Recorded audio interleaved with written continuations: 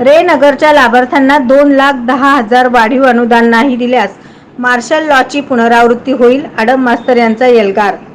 हक्काच्या घराची चावी घेताना लाभार्थी झाले भाऊक आणि धाय मोकलून अश्रू अनावर झाले.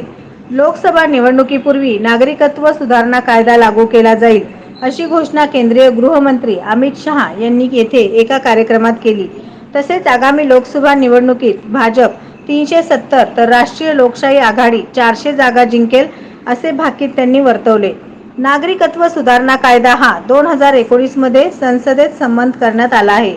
याबाबत अधिसूचना काढल्यानंतर लोकसभा निवडणुकीपूर्वी त्याची अंमलबजावणी केली जाईल असे त्यांनी नमूद केले.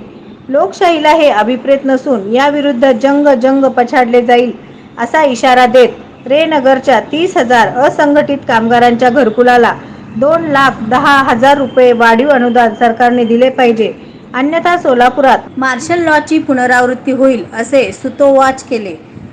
सोमवारी 12 फेब्रुवारी रोजी शिवछत्रपती रंगभवन येथे हुतात्मा कुर्बान हुसेन अल्पसंख्याक महिला सहकारी गृहनिर्माण संस्थेच्या वतीने संस्थेच्या चेअरमन माजी नगरसेविका कॉम्रेड नलिनीताई कलबुर्गी यांच्या अध्यक्षतेखाली पार पडले.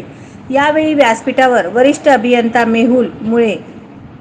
मेहुल मुळे, गजेंद्र दंडी, दाऊद शेख, पंकज भुतडा, स्वास्तिक पुजारी, ॲडव्होकेट अनिल वासम आदींची उपस्थिती होती. या कार्यक्रमाचे प्रास्ताविक संस्थेचे सचिव युसुफ शेख मेजर यांनी केले.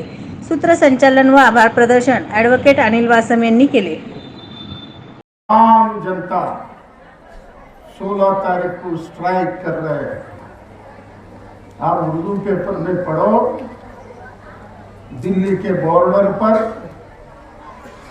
जैसे सरहद पर किले ठोकते हैं वैसे ठोक रहे, तो भी हजारों किसान दिल्ली को आ रहे हैं.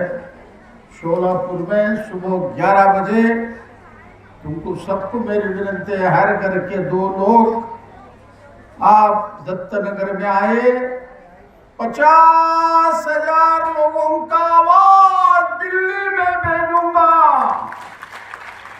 और सरकार को पहला इशारा 2,10,000 रुपए देना कर को कलेक्टर के पास जाऊंगा. नवनवीन बातम्या पाहण्यासाठी SB न्यूज चॅनलला लाईक करा, शेअर करा, सबस्क्राईब करा.